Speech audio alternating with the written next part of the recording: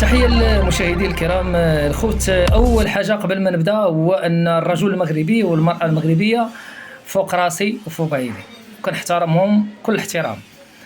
الموضوع هو هذا الشخص اللي كتشوفوه هنا في الصورة الخوت، هو انه كيدير لايفات وكيحاول يتواصل مع مجموعه ديال المغربيات في هذه اللايفات بشكل يعني مباشر، وكيحاول يعني يسولهم، كيطرح واحد المجموعه ديال الاسئله منهم واش غادي تزوجي مغربي ولا غير مغربي.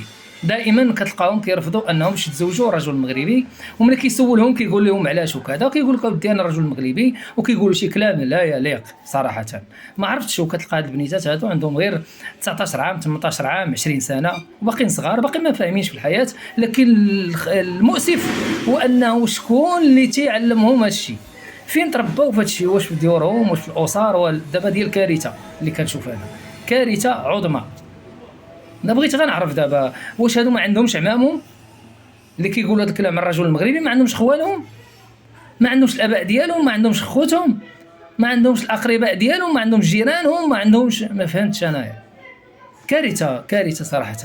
هادشي هذا خاصو، ما عرفتش شنو هو التاثير، شنو اللي خلى يعني يتاثروا، باش تاثروا واش بالاعلام، واش تاثروا داخل الاسره عندها شي افكار تبدلات، واش ما فهمتش، واش الازمات اللي عاشوا فيها النفسيه، واش الازمات الماديه، ما عرفتش شنو اللي وقع، والله ما عرفت شنو اللي وقع.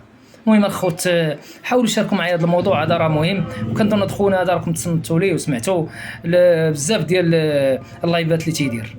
والسلام عليكم.